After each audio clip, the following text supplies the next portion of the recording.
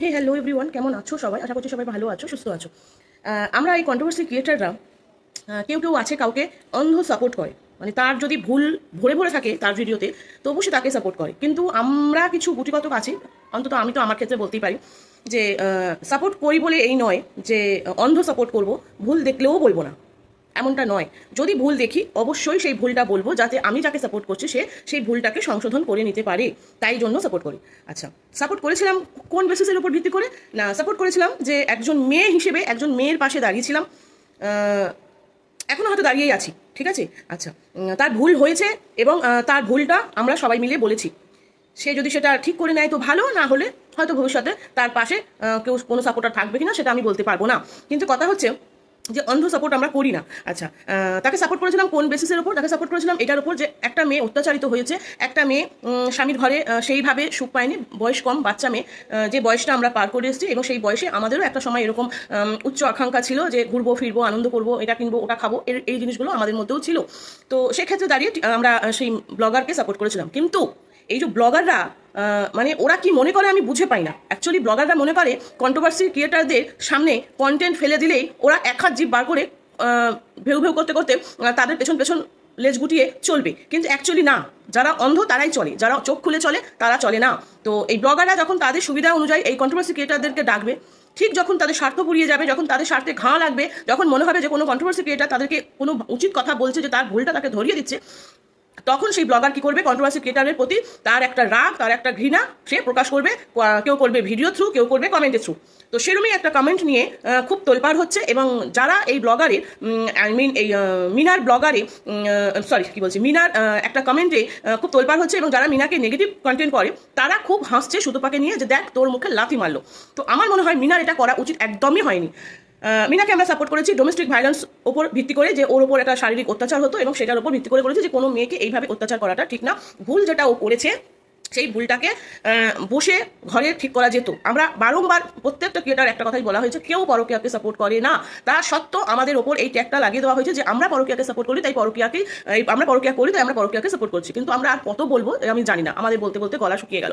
তো তো তাহলে যারা সন্দীপকে সাপোর্ট করে তারাও ডোমেস্টিক ভায়োলেন্সকে সাপোর্ট করছে, আমার এটাই এখন বলতে হচ্ছে, এরপরে আর কিছু বলার আসছে না।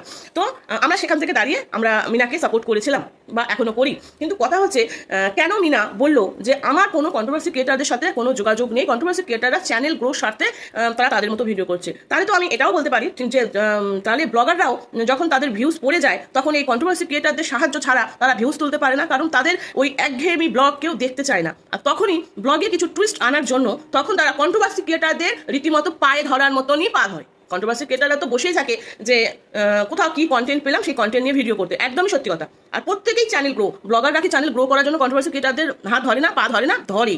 হ্যাঁ, এবার বলতে পারো সশরীরে তো এখানে পা ধরছে না, কিন্তু পা ধরার তো অনেক রকম নিয়ম আছে, সেইভাবেই ধরছে। কারণ তারা জানে যে কন্ট্রোভার্সি ছাড়া যে সমস্ত ব্লগাররা তাদের ভিউজ ধরে রাখতে পেরেছে তাদের কথাটা আলাদা, কিন্তু যারা ভিউজ ধরে রাখতে পারছে না, যাদের ভিউজ ওপর নিচ হচ্ছে, তারা তখন ওই কন্ট্রোভার্সি ক্রিয়েটারদের পায়ে ধরার মতন করে কন্টেন্ট ছুড়ে দেয় এবং বলে যে আমাকে নিয়ে তোমরা নেগেটিভ ভিডিও করো বা পজিটিভ করো যাতে আমার ভিউজটা বাড়ে। তাহলে চ্যানেল গ্রো এখানে সবারই প্রয়োজন, শুধু কন্ট্রোভার্সি ক্রিয়েটারদের না, ব্লগারদেরও প্রয়োজন, তাই তো?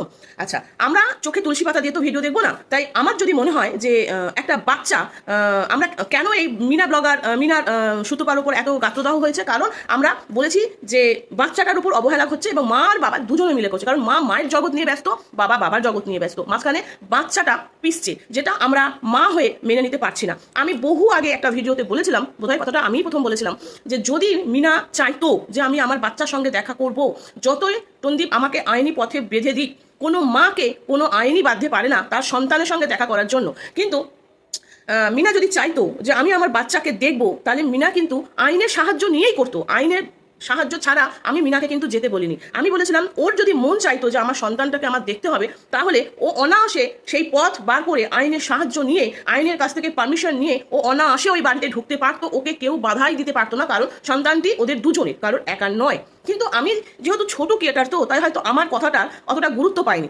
যাই হোক, সেখানে দাঁড়িয়ে আমি দেখছি যে আমি বা আমরা যারা পজিটিভ কন্টেন্ট করতাম মিনাকে নিয়ে, দেখতে পাচ্ছি মিনা তার ডিভোর্স হওয়ার আগেই সে তার বয়ফ্রেন্ডের সাথে ঘুরে বেড়াচ্ছে, এদিকে তার হাজব্যান্ড তার নতুন জীবনসঙ্গী নিয়ে ঘুরে বেড়াচ্ছে। অ্যাকচুয়ালি কি জানো তো, এখন এরা দুজন যদি তাদের জীবনে কোনো নতুন জীবনসঙ্গী আনে, কোনো জীবনসঙ্গী নতুন যারা আসবে তারা এই বাচ্চাটিকে মেনে নেবে না। না মিনার ক্ষেত্রে যে জীবনসঙ্গী আসবে সে মেনে নেবে, না টন্দীপের ক্ষেত্রে যে জীবনসঙ্গী আসবে কেউ মেনে নেবে না। কারণ আগের পক্ষে সন্তান কেউ মেনে নিতে চায় না। তার মানে কি হচ্ছে, বাচ্চাটা অবহেলিত হচ্ছে, বাচ্চাটা অবাঞ্ছিত হয়ে গেছে এদের সবার কাছে, যেটা আমরা মা হয়ে মেনে নিতে পারছি না। আমি তা দুদিন আগে এই কথাটাও বলেছিলাম যে মিনার মতন এরকম অনেক পরিবার আছে যাদের ঘরে রীতিমতো ডোমেস্টিক ভায়োলেন্সের শিকার হয় সেই মেয়েরা।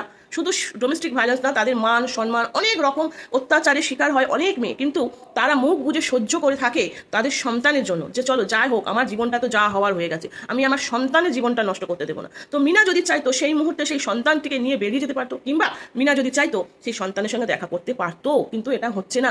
একটা বাচ্চার ইমিউনিটি পাওয়ার কমে যাচ্ছে কেন? কারণ না মায়ের মন কাঁদছে না বাবা। কারণ বাবাও ভাবছে মা যদি তার জীবনে হাসি আনন্দ ফুর্তি নিয়ে ভালো থাকতে পারে তাহলে আমি কেন পারবো না। বাবাও তার ব্লগ, তার নতুন জীবনসঙ্গী নিয়ে সে ব্যস্ত হয়ে গেছে। মাঝখানে বাচ্চাটি কি খাচ্ছে কি না খাচ্ছে সেটা কারোর নজর নেই।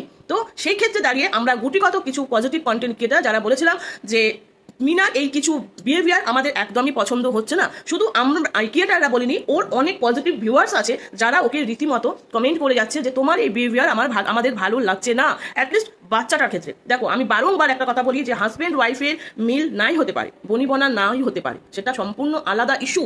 বাট যেখানে সন্তান এসে গেছে সেই সন্তানের কথাটা মাকেই মনে রাখতে হয়। কারণ একটা সন্তানের মানসিক এবং শারীরিক বেড়ে ওঠার পেছনে কিন্তু একটা মায়ের হাত থাকে। বাবা কি করে না, বাবা সেই বাচ্চাটির ফিনান্সিয়াল ফিউচারটাকে সিকিওর করে, ঠিক আছে, কিন্তু একটা মা একটা বাচ্চার মেন্টাল এবং ফিজিক্যালের দিক থেকে বেড়ে ওঠাতে মা সাহায্য করে। কিন্তু এখানে বাচ্চাটি দুদিক থেকেই অবহেলিত হচ্ছে।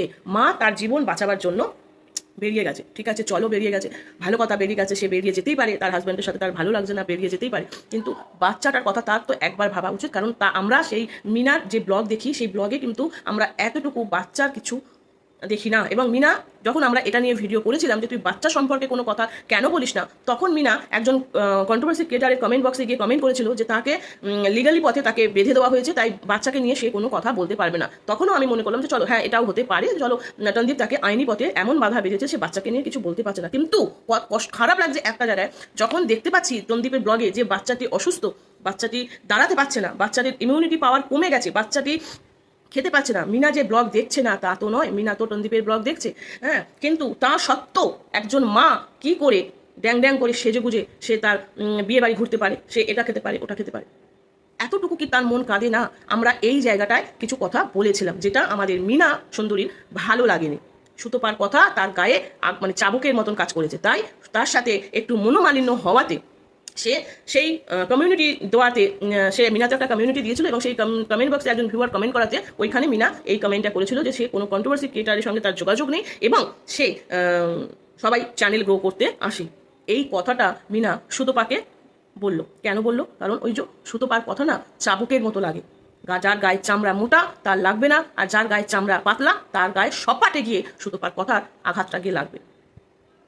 যখন প্রত্যেকটা নেগেটিভ কন্টেন্ট ক্রিয়েটার যারা মিনাকে নিয়ে নেগেটিভ ভিডিও করে তারা উল্লাস করছে, বলছে যে দেখ দালাল তোকে আবার লাথি মারলো, কারণ ম্যান্ডি লাথি মেরেছে আবার মিনাও লাথি মারলো, এটা কি ঠিক করলি? এটা কি ঠিক করলি?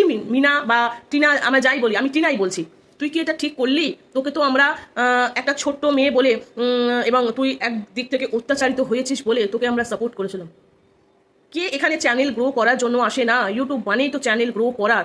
এখন তোর পথটা শক্ত হয়ে গেছে, তোর পথে এখন তুই ইনকাম করে নিচ্ছিস, তো তোর জায়গাটা তুই গড়ে নিয়েছিস, তো তাই এখন তোর আর কন্ট্রোভার্সি ক্রিয়েটারদের প্রয়োজন নেই, তাই তো?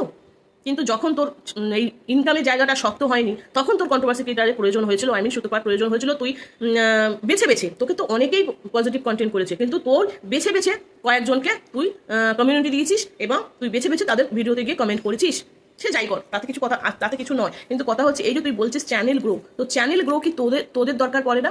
যখন তোদের ভিউজটা ডাউন হয়ে যায় তখন তোরা কন্ট্রোভার্সি ক্রিয়েটারদের পায়ে ধরিস না? পায়ে ধরলে ধরা মানে যে দু হাত দিয়ে পা ধরা তা নয়, তোরা তো ইচ্ছাকৃত কন্টেন্ট ছুড়িস যাতে কন্ট্রোভার্সি ক্রিয়েটাররা কন্টেন্ট করতে পারে। তাই এই যে কথাটা তুই কমেন্টটা যেখানে করেছিস খুবই ভুল একটা কমেন্ট করেছিস, তোর কাছ থেকে অন্তত এটা আশা করিনি। তো ভুল দেখলে আমরা অবশ্যই বলবো, ওই যে বললাম অন্ধ সাপোর্টার আমরা নই, তোকে পজিটিভ গ্রাউন্ডে সাপোর্ট করেছি, পজিটিভভাবে সাপোর্ট করছি। যদি তোর আরও কিছু ভুল দেখি তাহলে আবারও বলবো, ঠিক আছে? তো চলো, এইটুকুই বলা ছিল। এই কমেন্টটা নিয়ে যারা নেগেটিভ কন্টেন্ট করছে তারা প্রচণ্ড পরিমাণে উল্লাস করছে, আনন্দ করছে যে সুতপাকে লাথি মেরেছে। এটাই হয় সুতপার সাথে। আশা করি সুতপা এবার থেকে সুতপা আগের থেকে হিউজ পরিমাণে চেঞ্জ হয়ে গেছে। হ্যাঁ, সুতপা আরও চেঞ্জ হয়ে যাবে। মানুষ ঠকতে ঠকতে না পাথর হয়ে যায়, ঠকতে ঠকতে মানুষ অনেক কিছু শিখে নেয় জীবনে। তো সুতপার এই ওয়াইটিতে চলার পথে সুতপা অনেক কিছু শিখে নিয়েছে, অনেক মানুষ দেখে নিয়েছে। তো চলো, ভালো থেকো সবাই, সুস্থ থেকো। আর কিছু বলার নেই। স্বার্থ শুধু কন্ট্রোভার্সি ক্রিয়েটারদের নেই, স্বার্থ ব্লগারদেরও আছে, তাই জন্যই কন্ট্রোভার্সি ক্রিয়েটারদের প্রয়োজন হয়। তো এই কথাটা একদমই ভুল এবং এটার আমি তীব্র প্রতিবাদ করছি। আর কিছু বলার নেই। ভালো থেকো সবাই।